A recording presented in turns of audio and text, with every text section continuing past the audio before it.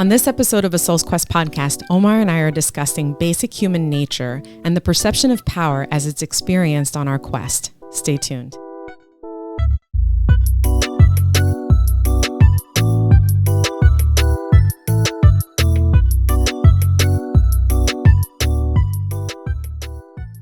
All right, beam me up, Scotty. You're kind of high up there, huh?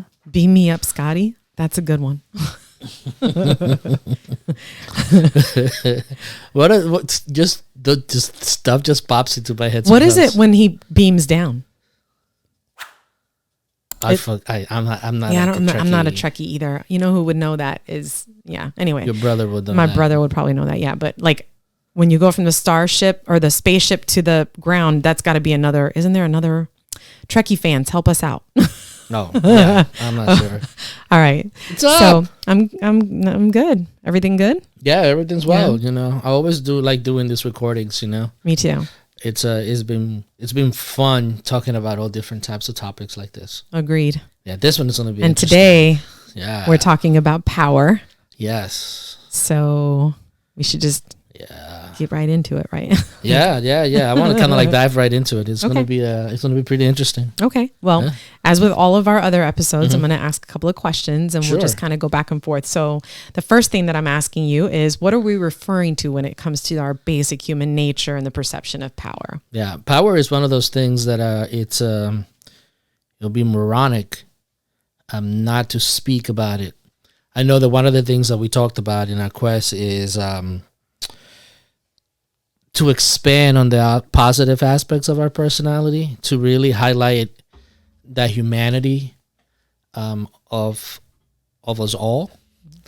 But it'll be irresponsible not to talk about the nature of how some things are. You know, that we will talk about polar opposites pretty soon. Well, I don't know if we have already, but we will. I think we have. Yeah. And those things are two sides of the same coin. So even though we are in the Soul's Quest, we want to highlight the positives and overcoming challenges and things like that. I feel that it's necessary to really talk about life as it is experienced between humans from the point of view of right now, but also history. And power has a lot to do with the way that we've been treating each other ever since life came into being. So we need to really talk about that, particularly in the relationship between us humans and our counterparts within society. Okay. Yeah. That's good. So I have a quote that I'm going to read to kind of dive into this. It's a quote by Niccolo Machiavelli. I'm not Italian, but I'm close enough, right? Puerto Rican. Just something like that. Okay. Anyway. Well, Columbus was, never mind. Let's not get into that. That's a whole nother episode. But go ahead. All right. How we live is so different from how we ought to live, that he who studies what ought to be done rather than what is done will learn the way to his downfall rather than to his preservation.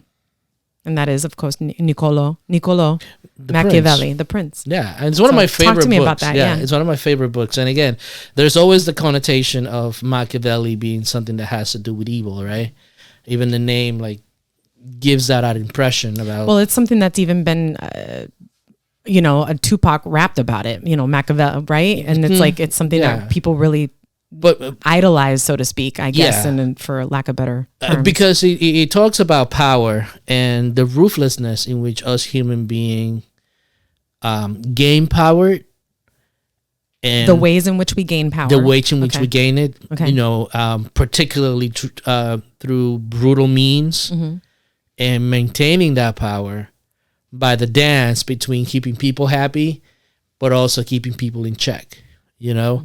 So this book in particular, and I like this quote because it emphasizes the fact of what I'm saying. It's like we want to enhance the positives of what it is to be human, but we also have to acknowledge the shadow side.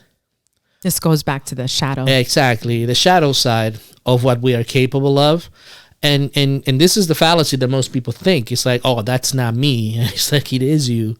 If you look deep down enough and you push yourself far enough, you can become that brutal individual. So when I'm thinking of power, I look at power as the ability to be able to guide one's own destiny, be the captain of our own ship, you know.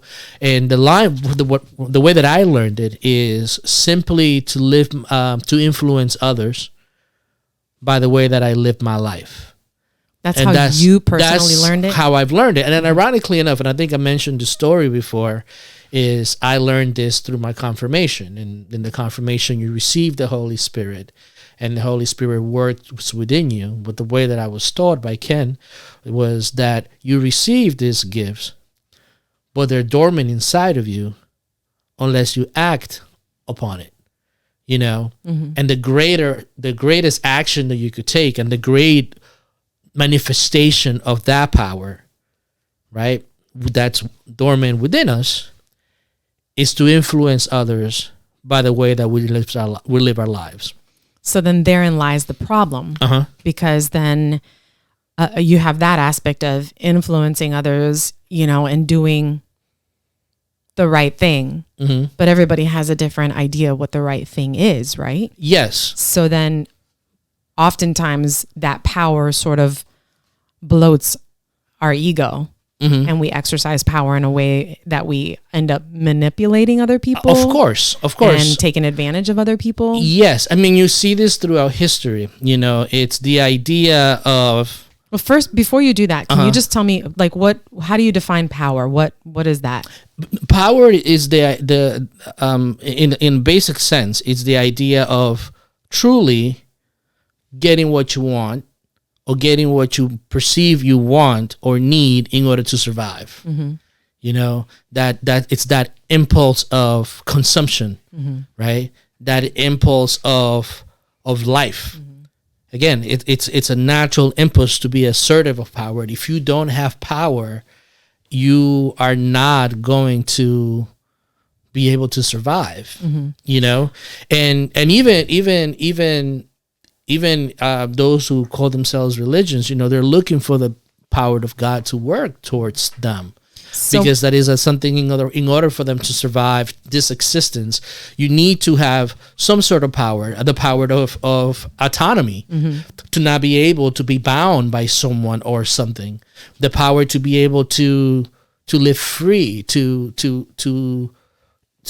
have a meal, to be able to not be bound by the material world. That's what power is as defined. You could define it technically as the what you need in order to get from one point to another. You need some sort of power to propel you to that level. So exercising power is a choice. It is a choice. And exercising power, do you think it's related to our values and our morals? It is. The problem lies in the disproportionate use of power. Okay. You know? Mm-hmm. And so that's again, the bloated shadow. ego. That's the shadow. If we don't understand the dualities within ourselves and our propensity to subjugate others because to fulfill our needs, history has plenty of examples of that. Mm-hmm. And it continues to happen. There is abuse of power. And this is not something that is theoretical on just a society at large. It happens on our interactions daily with our partners, with our family members, with our coworkers. Mm-hmm. There is that dichotomy of power, and you need to be able to understand and navigate those interactions that happen on a regular basis. It's experience. It's something that we experience.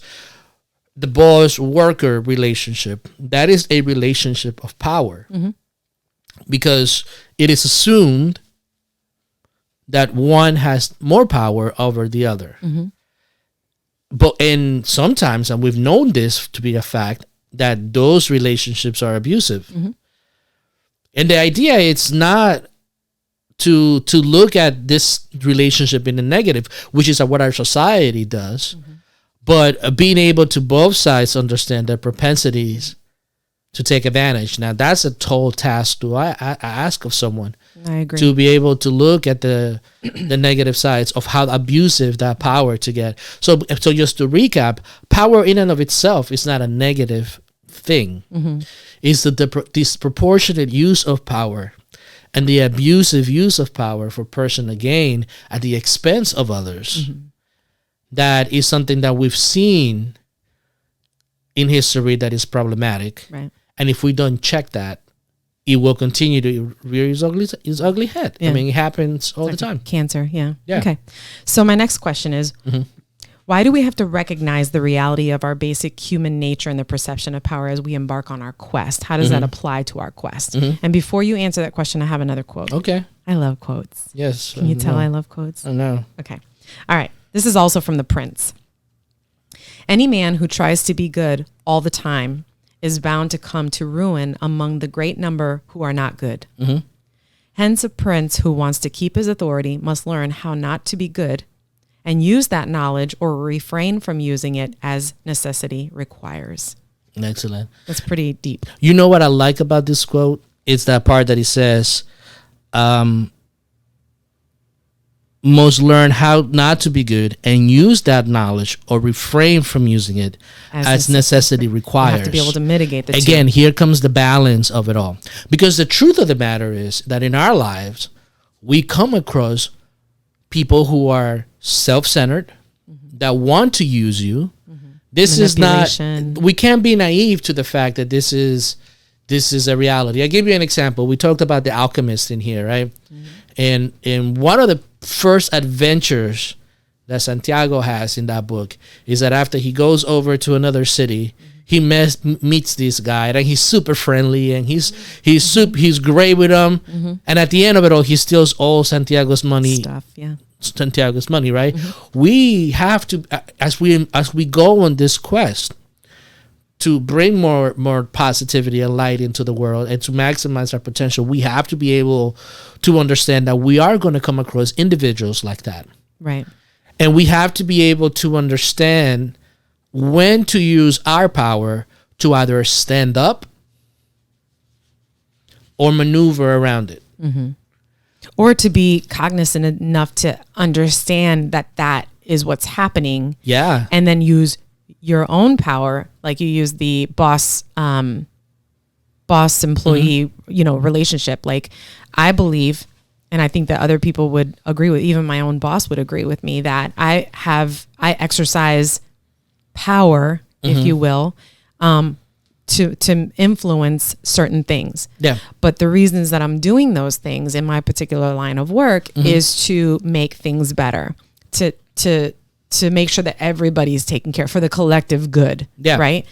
So that's having that understanding. Okay. Like, if not that my boss is a bad person, because he's not, but if you were in that position, that you could be able to use your own power, exert that power in that way. Yeah. Instead of doing it back. And be tactful about exactly. it. Right? Not doing it to get back at that person, but doing it because you're like, listen, I'm trying to do something for the collective good. See, like one of my downfalls always in work is that I'm not tactful about things. I'm very rough. I am too. It's like I'm because I'm very passionate and I'm very, and but I understand my intent. But the thing is that I understand my intent, but other people don't. And to be able to communicate what your intent is in a tactful way. But again, you also have to be aware. It's really a game. If you really talk about it, it's really a game, because you have to understand the intention of the other individual that you're interacting with. Can I just say one thing before you continue? I wouldn't even say it's a game. I would say it's a game, it's a dance, you can use those things, but I think it's really about being emotionally intelligent. It is about being emotional intelligence. We've talked about emotional intelligence. So just to piggyback off of those things, that's what that's about. And again, but emotional intelligence, again, this is a new emotion, and I said it before, emotional intelligence and all these things are repackaging of all concepts. Yeah, of course. It's not saying that you're going to go out there and really start singling out who's bad and who's a bad person and that. No, it's not about that. Right. It's like, you got to take the other individual out of the way. It's like looking at yourself and understanding that you are going to have interactions with individuals that may not have your best interest in mind. Right. We see it in predatory lending. We see it in worker employee relations. We see it also in the way that our policing is done. We see the manifestations of the unbalanced power. Now we also see it from the other side, because it would be remiss for me to say that there's people that are social justice warriors and people that are doing what they perceive or intending to be a good cause, but also they are doing by demonizing others, like abortion, like abortion. I don't want to. I'm not saying we're talking about it, but that's a perfect example. It's about, again, and this is the idea of power, because what you're looking to do, right? Because you want to assert your power. You know, what you want to do now is crush the opponent, right? Which is really, this is also a power tactic, to be able to crush your opponent to the point in which they can't get up, right? Now, and you see how this plays out. You see it I see it in society right now, in the way that we communicate with each other and the way that we both want to get our points across. It's not about, and what we're talking about is an equilibrium. What they're doing is really getting to a point in which they want to crush the opposition to assert their power. Right. And that has, and that's not what. It's a negative consequence. It's a negative consequence, and it's not necessary. And what is the intention? Right. What's the intent? What is the intention? What are you trying to assert yourself, to make a point, and rewrite everything by destroying another people, or subjugating, and it's happened. You see it happening constantly. So we have to be able to understand that people are fickle. We are fickle things. We are constantly in motion, and we have to be able, as individuals, which is what we're focused on. You have to be able to understand power, what you want, what is your intention, and how you go about manifesting it in the world in a balanced kind of way. Yeah. Right. Okay, that makes sense. Yeah, does it? Yeah, no, it does. I think that if you want to recap that discussion, is basically just to have an understanding that we all have power, right? This is what we all have the power. What are our intentions behind that power when we're trying to exercise that power? Yeah. What's the point?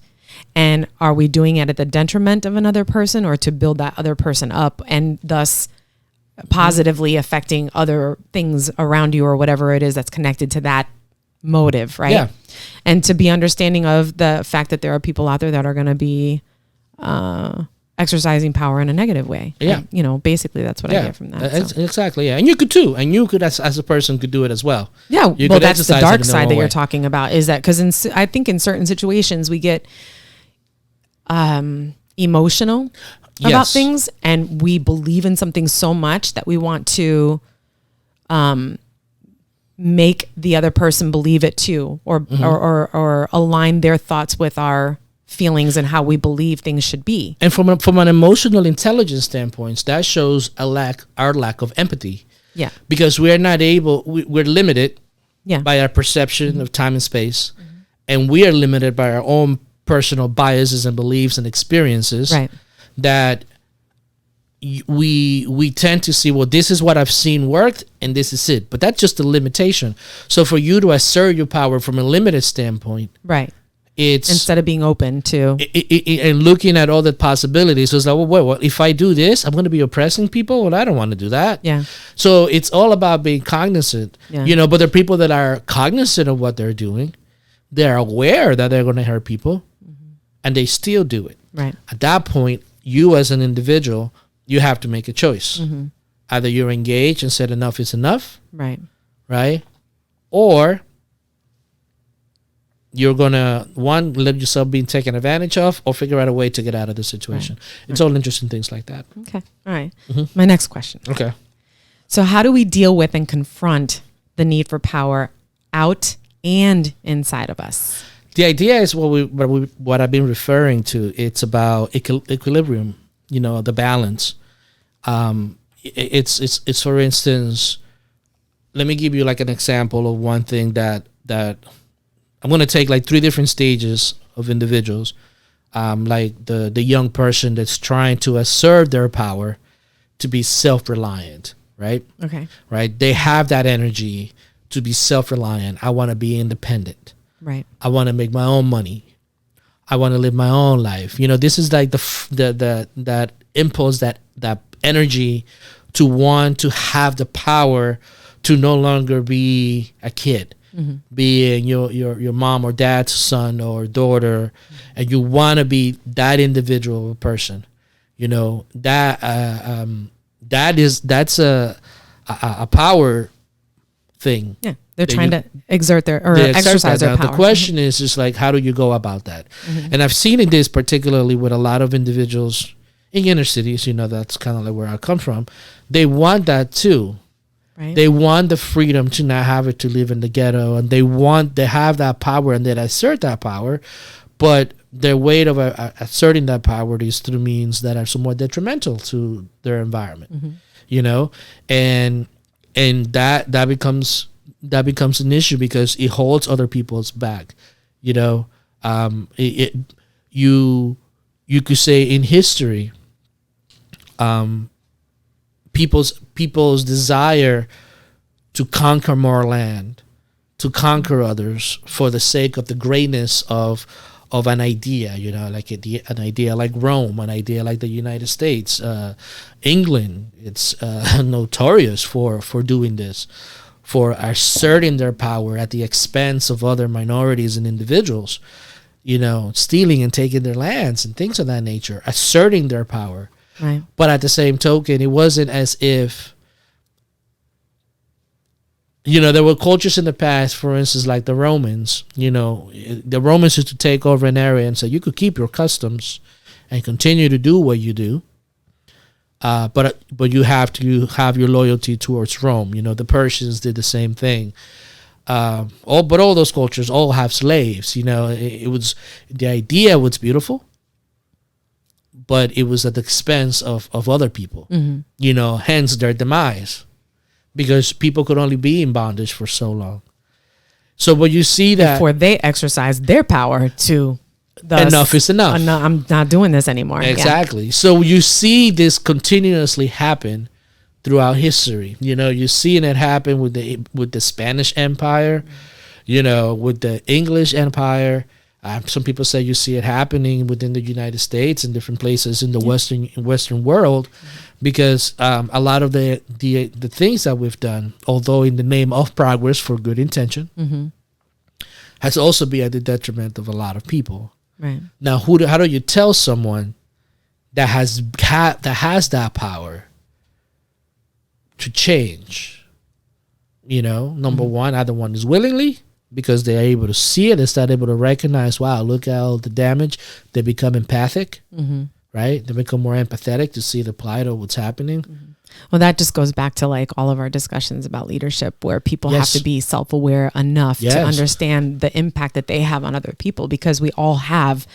That's what I'm writing about for my dissertation. Yeah, talking about exercising power over other people. Yeah, and then but also it's like you have these individuals that throughout history have bound together to bring about change and to bring about common sense balance. Again, balance. Between the reality of what is versus the reality. The conflicts always happen when one group wants change, but the other one, typically the one that wants to hold for power, doesn't want to change because it's benefiting them. Yeah.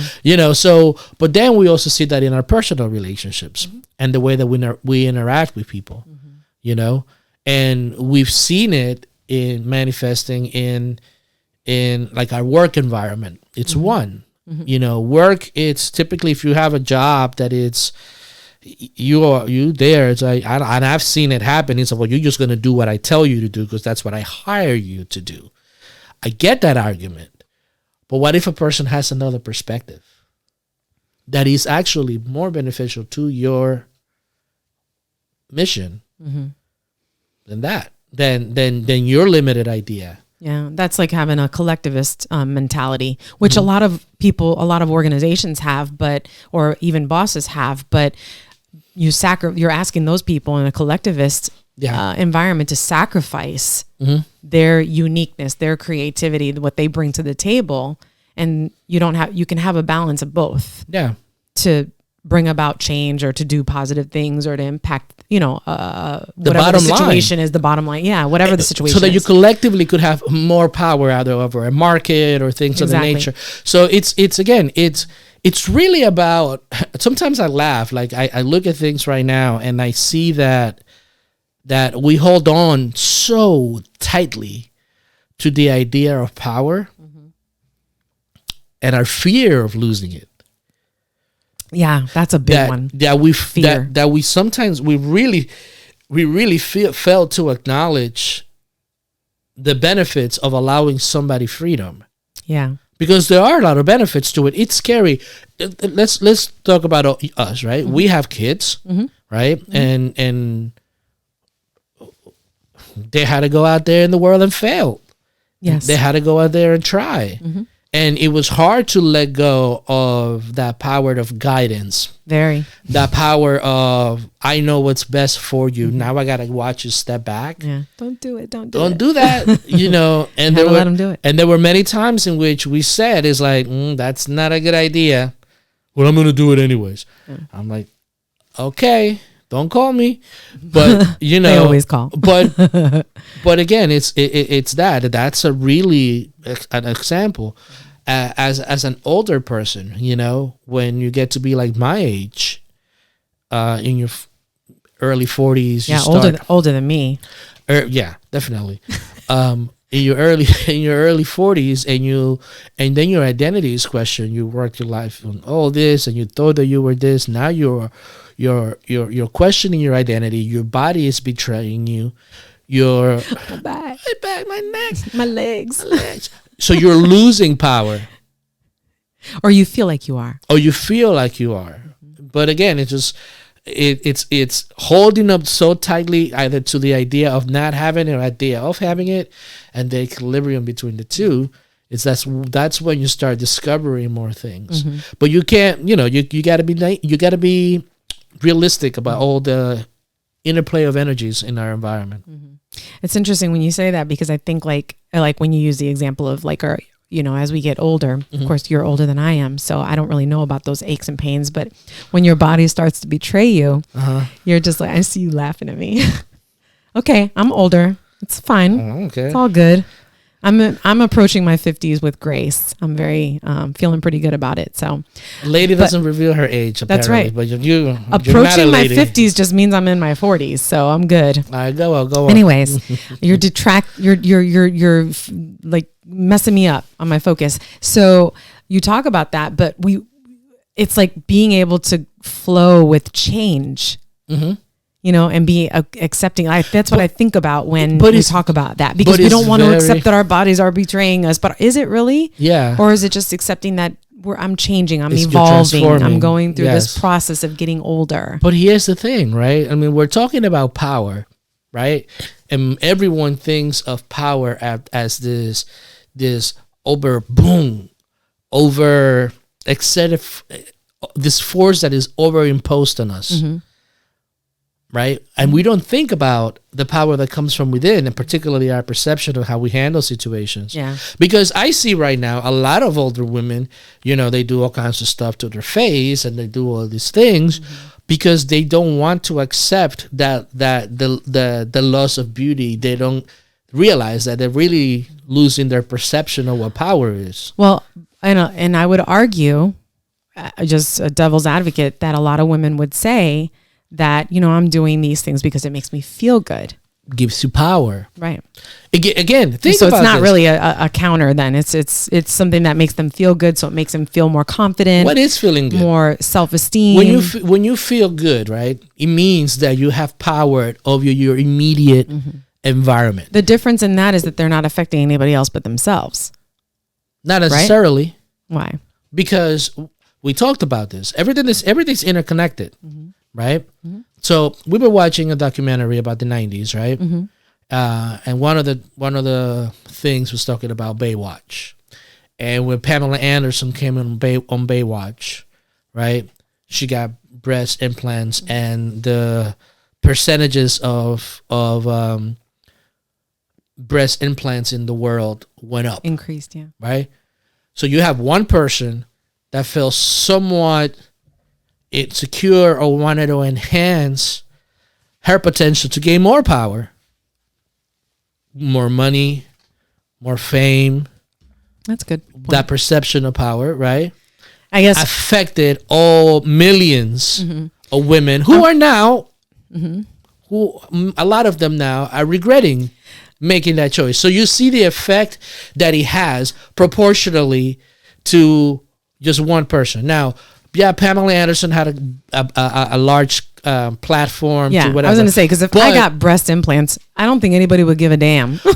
But your immediate and this again, that's you don't know that we influence our immediate environment. Interesting. People see what we're doing. People watch how we behave. That's true. And that is a form of power, because again, we are people. We're creatures of habit and creatures of comparisons. We understand the world in relation to somebody else. And that's how we get our sense of beauty and things. But we get all that stuff because we want to belong and have power over our immediate environment. So it's in the big picture and in the individual picture, the ideas are pretty much the same. Okay. A government that doesn't want to let go of power for their constituencies. Yes, them people. To their people, it's fighting within himself, because what happens if we give people too much freedom? Then everything will be chaotic. So where do you find that balance between the two? It's an experience. This is what we deal with on a regular basis. So we've already kind of touched on my last question for this episode, but perhaps we can touch on it just a little bit more, be more specific about it, how we can use power as a tool on our quest. The formula that I've and maybe a personal the formula that I've received and the way that I've learned is it's really how to influence people. Influencing others by the way that you live your life. So leading by example. And that's easier said than done, because I've seen people say, well, I believe in this, I do that, like the words come out. But then they do the opposite. But the actions are not there. And we see this on a regular basis, even with our partners. I love you. But then they treat you like shit. Right? I care so much about you, but they don't trust you. There's a contradiction. And why is it? What's the intent? So as individuals embarking on our quest and going into this forest where there are so many reasons to not be good, to not be a decent human being, to not live by Western principles of liberty and respect for the other person, it's challenging. See, this is part of the heroic quest. Like, to be a true hero is to understand that you have a choice to gain power by any means necessary, or gain power by the enhancement of what it is to be human. So to me, it was given to me, and it was like, real power, the everlasting power, is the power that you have to influence others by the way you lived your life. It's having that, making that choice on how we basically put how we exercise our power with ourselves, and more importantly, and with others, or how we choose to employ it with other people in our interactions, right? Because I think that's the biggest thing that I get from this, because we've talked about power before we did this episode, and of course now we're doing that episode, and we've had time to think and reflect on it and whatnot, and I just feel like when we're cognizant and self-aware enough to understand that we have this really, really, I mean, we're powerful people. And some of us know it and some of us don't. And some of us are sort of like teeter-tottering back and forth on that whole, acknowledging that, right? And hopefully with this episode, people start to understand, oh, you know, I do have power. I didn't realize it, you know, because I think a lot of people don't realize they have the power. Yeah. And then they end up being on the other end of the spectrum where they don't want to, you know, speak up for themselves, or they don't feel like they should challenge people and beliefs and things like that and whatnot. And I get that part. I'm not pessimistic, but I almost want the people that have the power to be the ones that hear. You know what I mean? No, of course I know what you mean. We want everybody to hear it because the reason that I've seen is, like, I've seen people overcome so much, you know, and even in a human history, even it wasn't hard to come to a new world and, you know, and do the things and deal with the elements and it wasn't hard. It was hard to do all these things. It's a challenge. It was a challenge to do that for the human. If you take all the narrative as an individual, it was a heroic feat to go ahead and do all that. But at what expense? Millions of people destroyed. Cultures that we could have benefited from destroyed. Ourselves destroyed, because even back then, power was at the hands of a few. Even those soldiers and all those people, you know, their lives destroyed. So there is so much that goes into that. But ultimately, at the end of the day, it's really your choice. Like, the individual has to choose. I mean, that is the beauty and the ugliness of it all. But it's like it's like if you take this big macro issue down and you bring it down and you bring it down to the singularity of the individual. So ultimately, you want to make this world a better place? Do we want to bring more light, more cohesiveness, a better way for us to discover what the universe has in store for us? And be able to use our faculties of creativity and expanding to the benefit of all humanity. Ultimately, the choice is yours. Well, damn. I think we should just end right here. That was a little dramatic, wasn't it? It was dramatic, but it was good. Because ultimately it is up to the individual. The choice is yours. I mean, like, it really is. It really is. Yeah, you're right. We love reading your comments. So please make sure you leave us a comment below. For more information, visit us at asoulsquest.com.